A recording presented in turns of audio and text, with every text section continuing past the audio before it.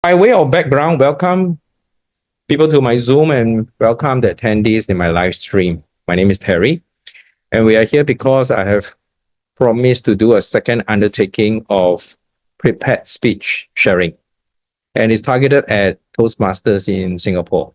Of course, if anybody would tune in from anywhere else in the world, you'd be most welcome. I have prepared 9 sessions. Today is the number 9 sessions. It's targeted at beginners or those who are prepared to see themselves as beginners, tackling prepared speeches. So by definition, these are speeches that you would craft beforehand, practice beforehand, before you ready to deliver. And I have therefore heard from fellow Toastmasters that they meet certain challenges, most of which has got to do with their lack of confidence, which in turn is due to a lack of preparation. Yes, anything we do in life, we need to be prepared. And in fact, luck is said to favor the prepared as well. So that being the case, let's prepare. How do we go about preparing so that we have more confidence and we are more likely to attract attention and even retention? I have suggested 3 ways. And each of these 3 ways, I have put in 3 times half an hour. You will recall in our first 3 sessions, respectively targeting the opening, the middle, as well as the end of a speech, I have offered personal growth stories as a handle, a way of getting into a speech, developing it and closing it. The advantage of doing that is, well, these are stories of our own. It comes from us in our lives. And since it is personal, you're not likely to forget it. And since it is growth-based, you probably have learned something from it. And so there innately could be something as a takeaway for your audience. It's positive. And that would have been for the first 3 sessions, personal growth stories. In the subsequent 3 sessions, I have offered questions to start a speech, build it, and end it. Questions, particularly those that are loaded, like rhetorical questions, have the advantage of helping us bring across a point more forcefully and more persuasively. It also has the advantage of helping us feel like we are in control, better control. That adds to confidence, particularly important in beginners or those needing more practice. In the final 3 sessions, I had offered yet another handle. Other than questions, other than personal growth stories, I am now offering emotions to start a speech, build it, and to close it. This evening is the number 9 session. It would also be the final of the prepared or structured part of what I do for my fellow Toastmasters. After this, I will go into unstructured, meaning there will be questions or requests coming from various Toastmasters. Like Freeman offered to share a practice on body language. Yeah, you can do that. If you really want to do that, let me know beforehand, and I shall devote that short session for it. Short, meaning half an hour, which largely will be more than enough for just a handful of friends, and we practice and we focus. So most welcome, Freeman. Can just let me know your preferred time, and I try to match it. Yeah, it's part of the joy. It's also my personal development. So I'm grateful for the opportunity to share. So right now, in the ensuing 25 minutes, I will focus on closing a speech using emotions. It is not my strong department, but I found it to be very useful for me too. So I will throw myself that challenge as well. Now, by emotions, I have to qualify that it doesn't mean losing our temper. It doesn't mean losing a grip on ourselves. Contrary to that, it is putting ourselves in control, because we exert influence and we command attention and even respect from the audience. How is that being done? I think by way of illustration or example will be a lot more useful. Now, this is what I'm going to do. I'm going to share with you a workshop that I attended yesterday. It is conducted by a fellow Toastmasters, a very senior one. He has spent no fewer than 25 years, probably approaching 28 years. His name is Wiki Tay. Wiki Tay is very modest. He doesn't want his material to be shared freely for fear of being quoted out of context.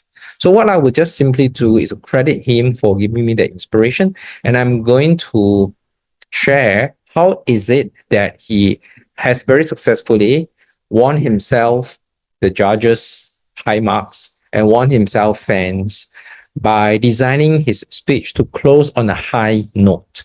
When I say high, I'm also meaning to put it on an emotional high.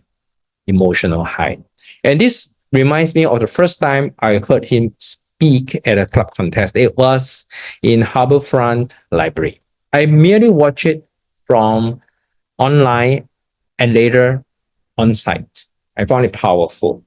For his very stout frame, he delivers a punch, particularly towards the end. This is what he would normally do. Assuming much of the speech is like what I've been doing, which is not the fact, he tends to have a lot of very good variation together in body language.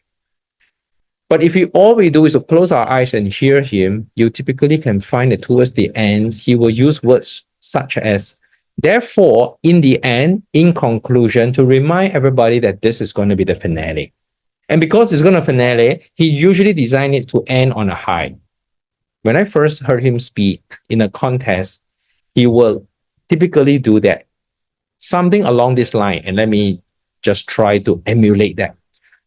So, ladies and gentlemen, my dear friends, life is what we make of it. So long as we believe that we can always stand up one time more than every time we fall, we will eventually appear and emerge the victor in our lives. So far from being a victim, we shall be victorious. Okay, so he will do that on a high note and let everyone be swayed with him. Every speech has a message. You could well establish that in your first 20 seconds. What I'll start off is, life is what we make of it. That could well be the title and how he started the speech. That creates an awareness about the message. In the middle of it, most likely, he will develop it further to create a trust and agreement among the audience. But finally, he has to be so reassuring that this is the right direction to go, the call to action, which I tried to emulate.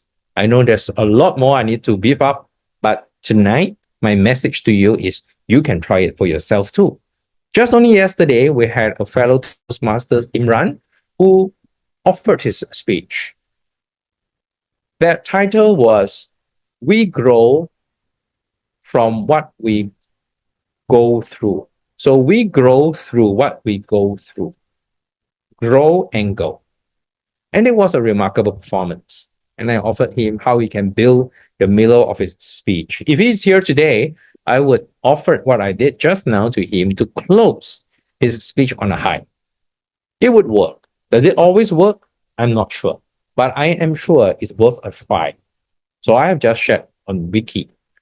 And in fact, only yesterday when he delivered to us how he had gone about increasing membership in his club, he ended that workshop also on a high note. Mind you, a competition speech might take 5 to 7 minutes, and a workshop would easily take 4 hours. And even at the end of the 4th hour, he remembered to end everything on a high note. This is emotion. So you realize emotion is something that usually can be coupled with a change in your vocals, therefore vocal variety, body language, intonation.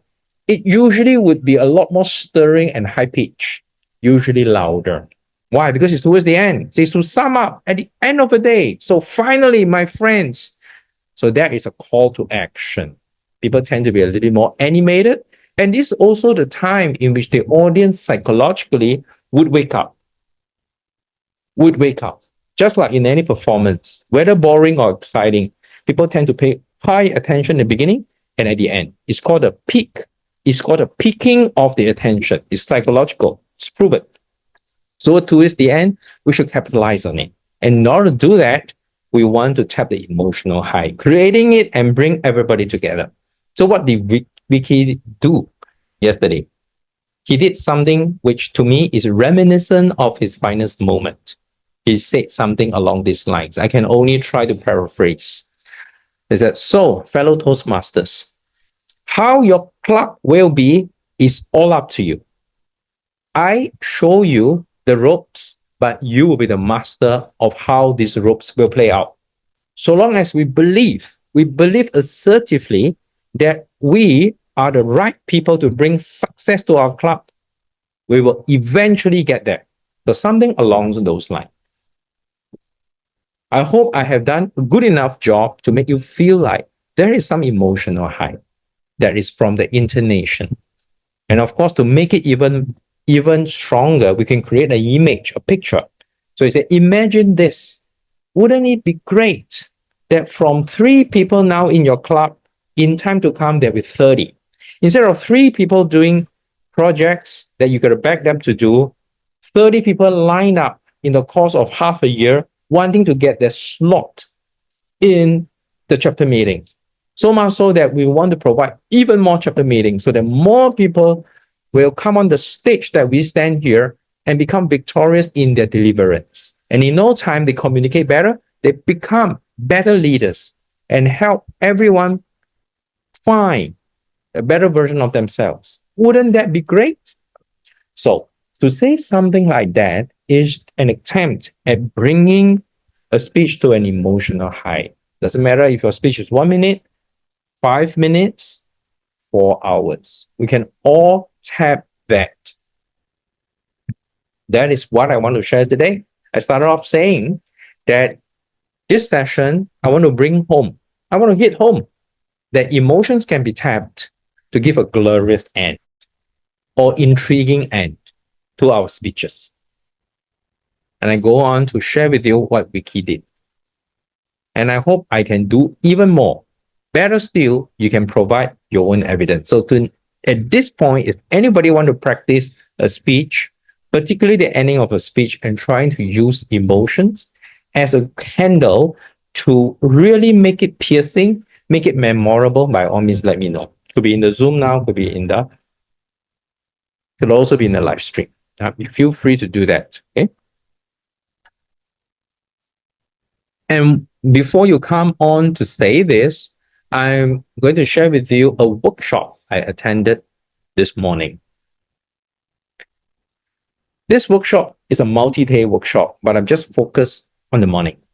So in the morning, when we first started, it's all the usual warm-up and so on. But towards the end of the morning session, which is 12:30, the speaker from China, who has made a name for himself as a very fine speaker, did something which taps on emotions. But take note, that emotion is a bit different. It's not something that we use intonation to drive to a high. Why? Because this speaker is more dramatic and he's also more direct and daring. So you can imagine anything from 9:30 to 12:30, he had his fair share of jokes, anecdotes to kind of make us find him totally unbelievable. He touched on all rhymes, from faith to politics to society, various, but in a very clever manner that offended nobody but entertained many. So towards the end of 12:30, he knows that we are going off for 2 hours lunch. There's always risks that we overstay our lunch and come back late. So in order to help us remember, what we have learned in the morning and what to come back later, he did something of what I term reverse psychology. It worked on our emotions. He said this, and I have to translate that into English. That he said, on reflection, this morning I must have said too much. I have let go just like that because I know I am among friends. I am among good old friends and new ones who are very confident of what they hear and are able to make their own judgment. So I have enjoyed myself this morning. However, 2 hours from now, when you come back from lunch, I think this afternoon I have to be a little bit more conservative. I have a little bit more reticent. So I will say something and rein it in. I will say something and rein it in. Tell me, everybody, do you think you have gained something from my let it go morning?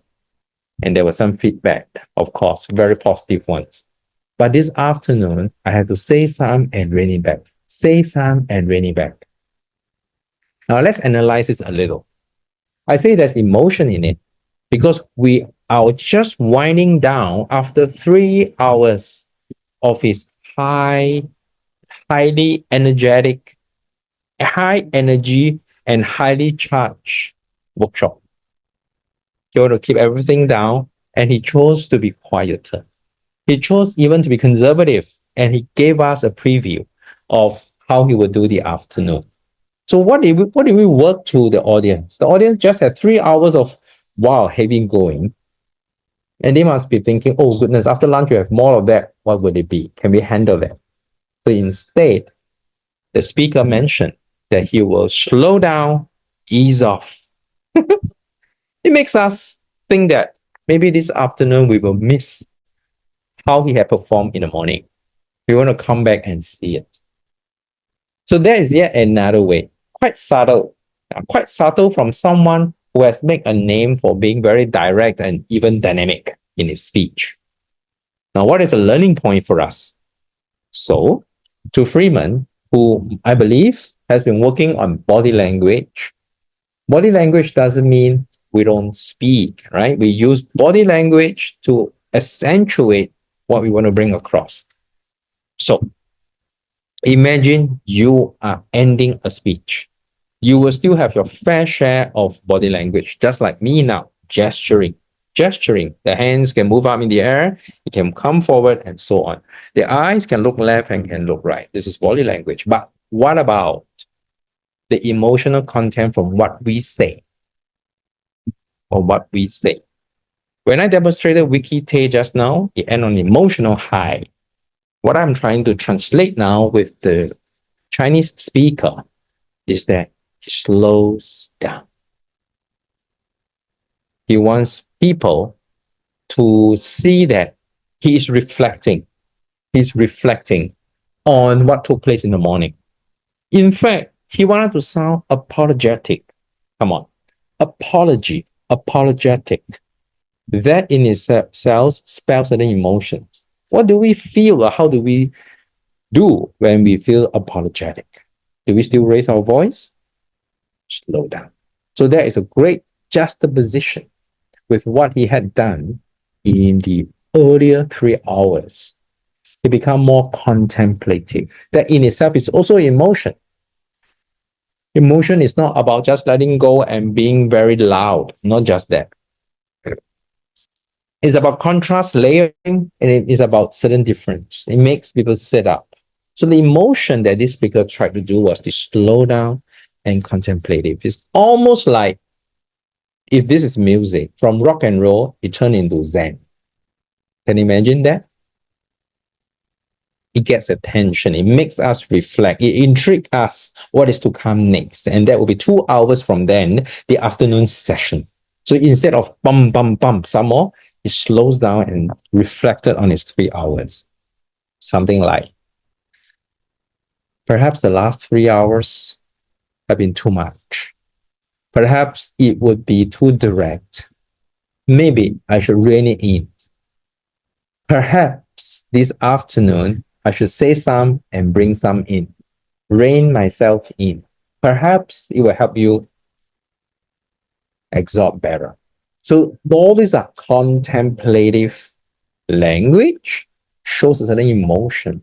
This emotion is a deliberate calm. You get that? Deliberate calm. Can we close the speech that way? We can. Especially if we have used 6 minutes driving something home, building into a climax.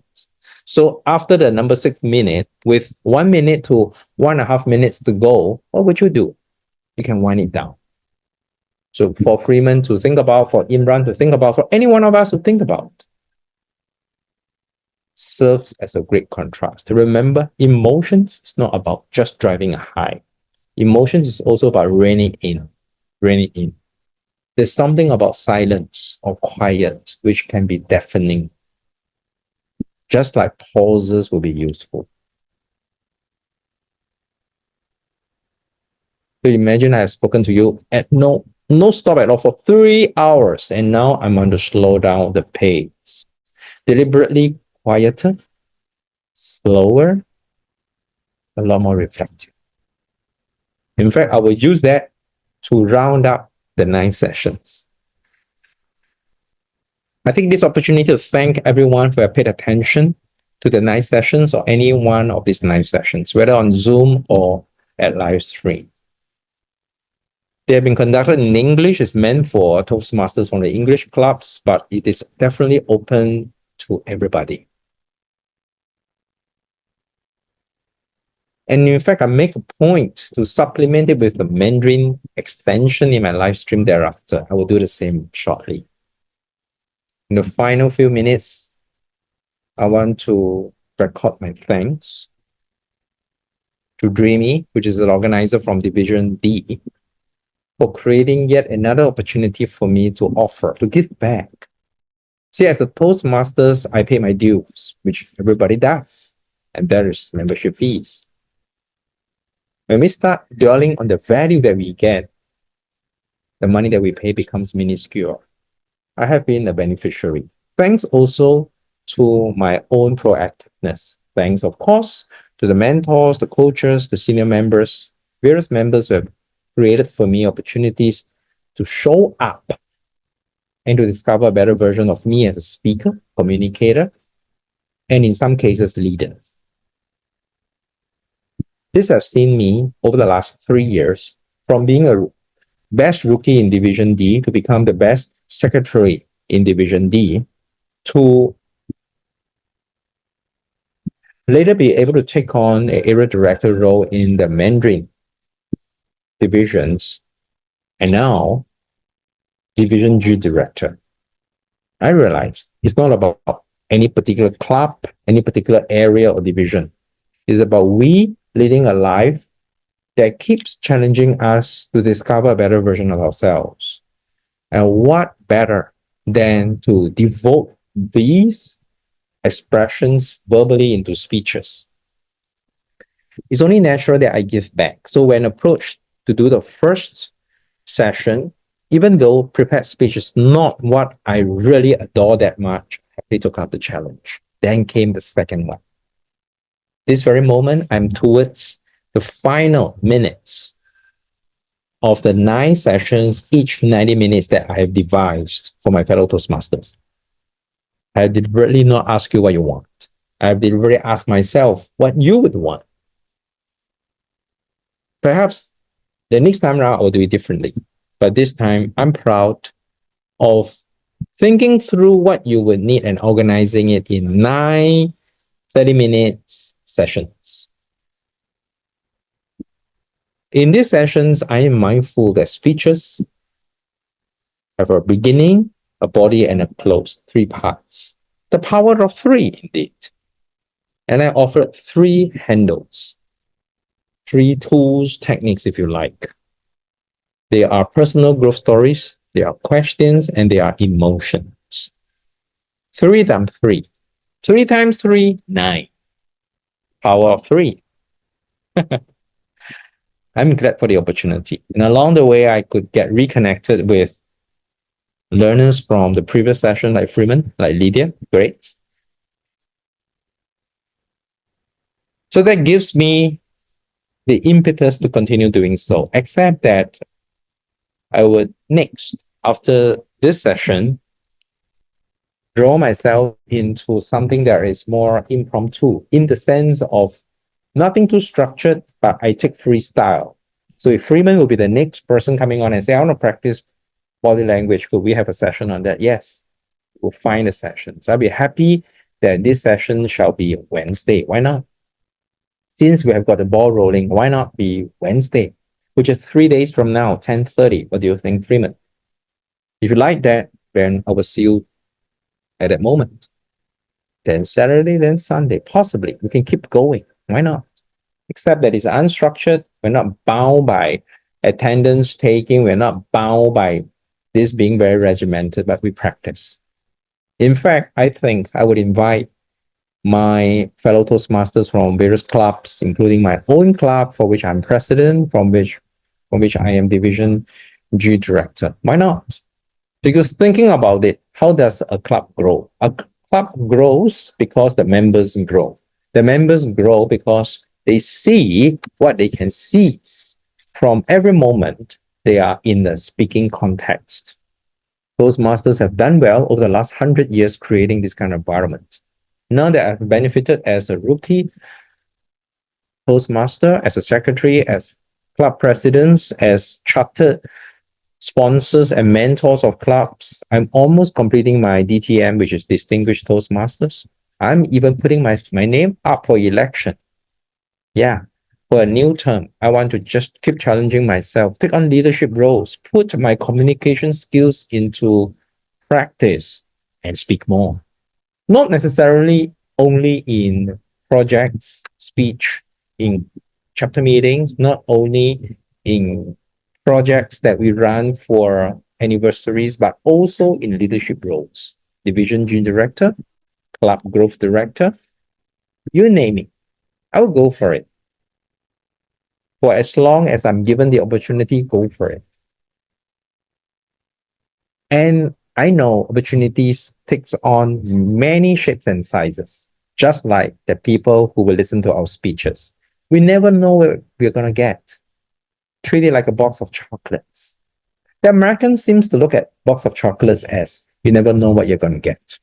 To me, my idea of a box of chocolates is I choose the pieces. But having known the Forrest Gump version, I will go for it. I'll take on whatever challenges and opportunities there are in Toastmasters and make everyone count. So, in these final minutes of the nice sessions, again, I want to thank everyone who have paid me attention, interested in what I say, even trusted me to deliver some value to you, have a desire to become a better speaker, better communicator, and better leader, and are taking all the actions to prove yourself right. You have demonstrated enough reasons for me to adore your actions. And I would like to think the same of myself. So with that, I want to thank you, Freeman. I want to thank Imran for showing up yesterday. And there'll be other people that I cross paths also in my daily lives. So with that, I will end. But before I go, I want to ask Freeman, do you have something to add? Or would you want to affirm the next timing yet? You can let me know now. Sorry, I don't know whether you can see my video. I don't think so. I can't see your video yet because I haven't given you the chance to share. You want to share a video? Okay. No, it's okay. It's okay. Thanks Terry for giving me opportunity and also sharing all these things. I think so. I learned a lot. You're a great speakers and a great mentor. I will try. Of course, it's like I always procrastinate and hesitate myself Mhm. to do a speech, and somehow that I enjoy listen to your tips or some of the techniques that I can immediately implement it. And I find that is that every time I need to force myself or maybe discipline myself to continue to present. If not, once I stop for a while, I somehow the confidence is not keep on rolling. So I think so. I will start preparing some of the speeches. I will reconnect with you. So Yep. once I'm ready, thanks for all the time and your patience. Thanks, Terry. Thank you, Freeman. You Thank reminded you. me of something that I'm doing for myself as well, which is to lose some weight. I am 5 kilos Mm, away from what I mm, think would be more normal. So I will remember what you said that about hesitating, procrastinating, and mm. losing the momentum. Right? It works as much for speech making as for losing weight or getting into shape. Thank you very much, and we'll meet again, Freeman. See I'm going you. to log Thank off now. you. All right. Thank Bye. you. Bye bye. Bye.